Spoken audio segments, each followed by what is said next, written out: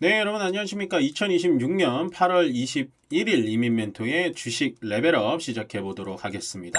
시청 전에요. 좋아요와 구독 그리고 알람 설정까지 부탁드리도록 하겠고요.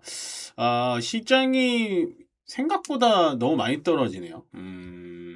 오늘 코스피도 사실은 지수는 올랐지만 떨어진 거고요. 코스닥은 뭐 말할 것도 없는 거고. 코스피도 아마 코스닥만큼 지수가 빠진 게 맞는데, 워낙에 삼성전자와 SK 하이닉스의 시가총액 비중이 크다 보니까 강제적으로 지수가 떨어지는 걸 막았다라고 보시면 됩니다. 그런 걸 감안하더라도 사실은 오늘 코스닥이 이렇게까지 하락하는 게 맞을까 싶을 정도로 조금은 이해가 안 가는 시장이다. 라고 정리를 드리고 싶고요. 일단은 전체적인 매크로 지표가 좋지 않습니다.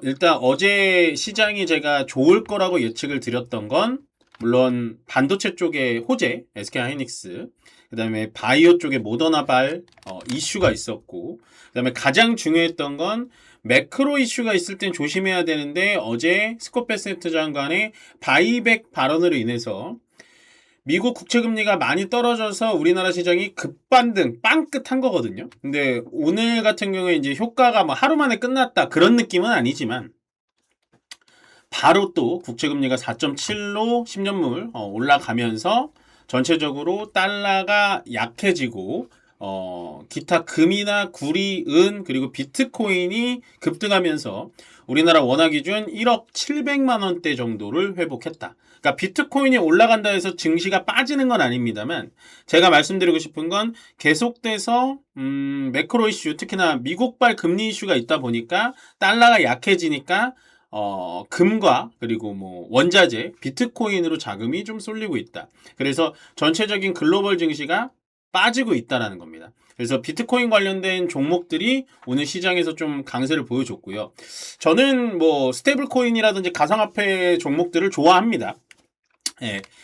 미국이 현재 10년물 국채금리 그리고 30년물 국채금리의 튀는 방향을 잡으려면 어제 말씀드렸다시피 진통제 역할을 하는 바이백 이런 거는 별로 효용이 없고요. 지금 하려면 이 클래리티 법안을 빠르게 통과시켜서 스테이블 코인을 법제화시켜서 금리를 떨어뜨리는 방법이 있습니다. 예, 거기에 대해서 상세하게 말씀드릴 수 없는 점만 좀 양해를 좀 구하고요. 그렇기 때문에 가상화폐 관련된 종목, 스테이블 코인 관련된 종목들은 좀 기회가 오지 않았나? 저 아침부터 그렇게 계속 생각을 하고 있어요. 그래서 비트코인이 일단 급등을 보여줬고, 그 다음에 8월 1일부터 8월 20일까지 수출 데이터가 공개가 됐습니다. 뭐 예측한 대로 여전히 수출 데이터는 잘 나왔고요. 반도체 중에서도 이제 낸드 플래시 쪽을 좀 보고 싶었어요. 워낙에 8월 달이나 7월 달 내내 낸드 플래시가 가격이 꺾였다. 이제 낸드는 끝났다. 막 이런 얘기가 나왔는데 낸드 플래시조차도 성장성을 보여줬고 판매량도 늘었고 디램은 뭐 말할 것도 없고 거기에 오늘 화장품주들이 꽤 괜찮은데 화장품 수출액도 역시나 또 성장을 해주고 있다. 그래서 수출 데이터가 나오는 10일, 20일 뭐 말일 뭐 이건 굉장히 중요합니다. 근데 오늘 시장은 전체적으로 이거를 또 막 이렇게 반영해주지는 못하는 시장이에요. 왜냐하면 거래 대금이 너무 많이 줄었고요. 살려는 매수세가 없기 때문에 조금은 아쉬웠다. 오늘 뭐 이 정도까지 떨어져야 되는지는 모르겠습니다. 그 다음에 이제 조금 악재죠. 엔스로픽이 역대급 IPO를 준비하고 있다라는 소식입니다. 우리가 스페이스 X 때 한번 겪어보셨죠. 그때도 이제 IPO 상장 통과가 되고 나서 상장되기 2주 전부터 거래 대금이 싹 말랐죠. 스페이스X로 쫙 몰아붙였죠.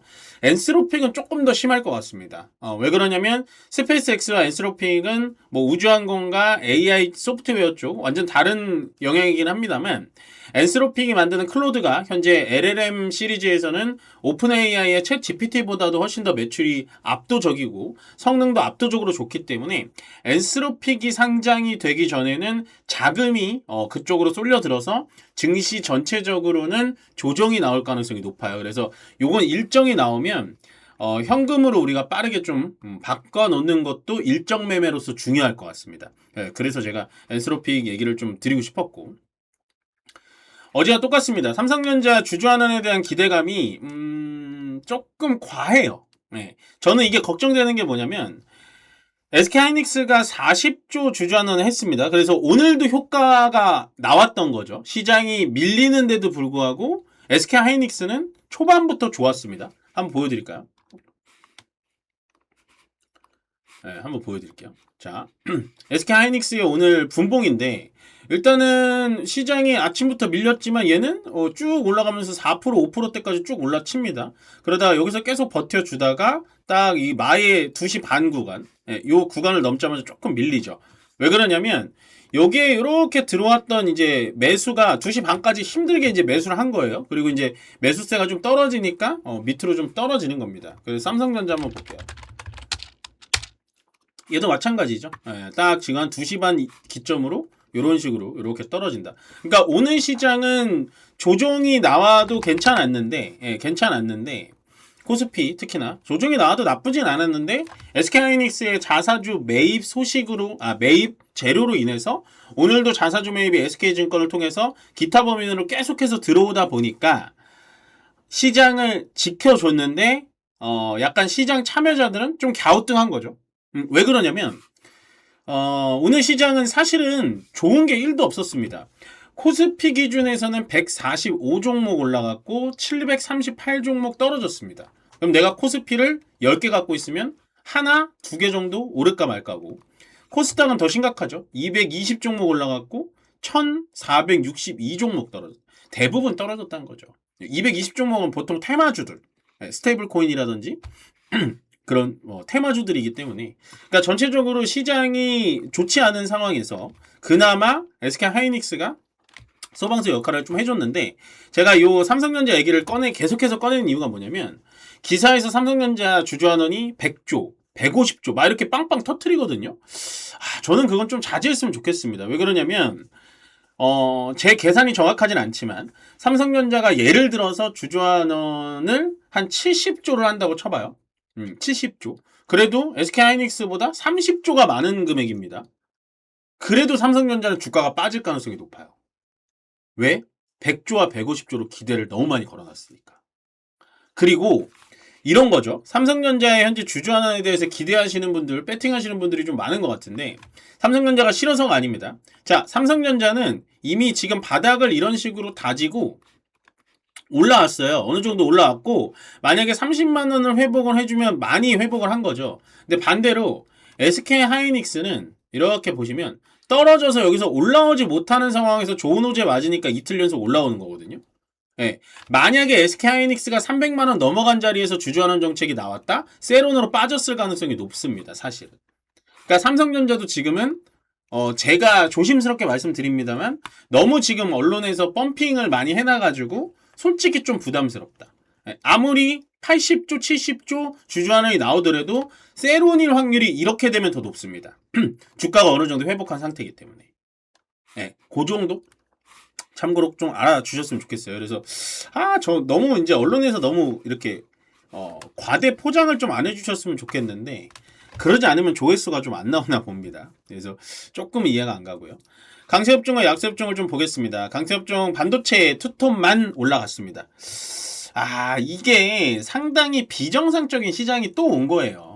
물론 오늘 하루일 수도 있겠지만 우리가 6월 달에 제가 좀 말이 안 됩니다. 이거 뭐 반도체만 안 갖고 있으면 완전 바보가 되네요. 그때도 똑같이 삼성전자 하이닉스만 갔으니까. 지수는 2% 3% 올라갔는데 올라간 종목은 100개가 안 되는 그런 시장의 연출이 오늘 펼쳐졌기 때문에 상당히 피곤하다. 그나마 다행인 건 6월달과 달리 그래도 화장품이 좀 받쳐줬다. 아마 수출 데이터에 대해서 반응을 좀 하는 것 같은데 일단 오늘 같은 시장의 분위기는 굉장히 좋지 않습니다. 많이 부정적입니다. 비정상과 정상의 범주에서 상당히 비정상적이다. 대부분 종목이 떨어졌는데 지수는 올라갔고 대부분 종목이 떨어졌는데 반도체 투톱만 올라가는 굉장히 안 좋은 시장. 그 다음에 약세업 좀 볼게요. 제가 기판 노래를 불렀는데 오늘 완전히 제 체면을 구기는 기판 쪽에 웬만한 종목들 15% 뭐 한 20%씩 다 떨어졌습니다. 이유는 없어요. 그냥 제가 봤을 때 기판이 최근에 되게 많이 올라왔잖아요. 바닥에서 올라온 매물을 다 팔고 반도체로 넘어갔다라고 밖에는 생각이 안 듭니다. 물론 뭐 한 4시, 5시 돼서 수급을 좀 봐야겠지만 거의 그런 상황이고, 방산 쪽 같은 경우에 LIG 디펜스 앤 에어로스페이스 조금 실망적이네요. 조금 실망적이네요. 여기 보시면은 글씨가 좀 작아서 보이실 수 있을는지 모르겠지만 요거거든요. 4억 매물에 1.7쪽 수주. 그러니까 근데 이런 거는 좀 제가 예측을 못 하니까 내부적인 뇌물수수 비리가 좀 나오면서 LIG 넥슨도 10% 넘는 하락. 그다음에 우주항공도 좀 떨어졌고, MLCC도 기판이랑 엮이거든요. 결국엔 컨덴서와 기판은 같이 들어가야 되는 거기 때문에 MLCC도 오늘 그렇게 좋진 않았습니다. 그래서 제가 상당히 좋아하고 계속해서 눈여겨봤었던 기판이 오늘 좀 많이 하락해서 저도 좀 많이 기분이 그렇게 좋진 않네요. 그러니까 저도 항상 여러분들께 일희일비하지 말라라고 많이 말씀을 드리지만, 저는 일희일비하진 않지만 저의 모든 컨디션은 이 시장과 동질화가 돼 있어요. 예, 굉장히 동질화가 돼 있는데, 이런 식으로 그러니까 예측 외적으로 너무 많이 빠지면 저도 이렇게 막 조금 기운이 많이 빠집니다. 솔직히 말씀드리면. 아무리 제가 멘탈이 좋다, 뭐 아무리 깔끔하고 시원하게 얘기한다라고 하지만 이렇게 아무런 호재도 받아주지 못하는 시장에서는 저도 기운이 빠져요. 제가 그 얘기를 왜 드리냐면, 두산에너빌리티 솔직히 오늘 호재거든요. 9천억짜리 수주가 터졌으면 최소한 10%는 올라갔어야 됐고, 그 다음에 이제 그 올릭스라는 회사가 또 기술 수출 계약 중국 쪽하고 터졌는데 잠깐 올라가다가 빠졌고요. 예, 지금도 빠지고 있고요.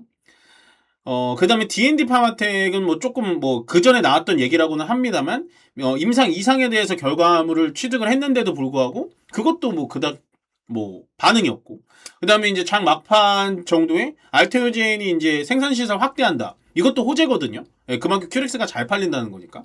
이런 것도 받아주지 못하는 시장에선 저도 해석할 능력이 안 되는 거죠. 그래서 조금 제가 시장에 빠져서가 아니라 시장이 순기능을 못하면 여러분들께 항상 이렇게 넋두리를 하는 점 좀 양해를 부탁드리고요. 일단은 뭐 금요일 시장 상당히 기분이 언짢게 끝났습니다만, 주말에는 그래도 주식 걱정 너무 하지 마시고요. 지금 수급을 보면 수급을 잠깐 볼게요. 수급을 보면 그래도 이 선물 쪽에서 그렇게 매도를 많이 안 해요. 여기 이렇게 볼게요. 선물 쪽에서 외국인들이 이렇게 샀다가 다시 팔다가 다시 이렇게 사서 들어올 거거든요.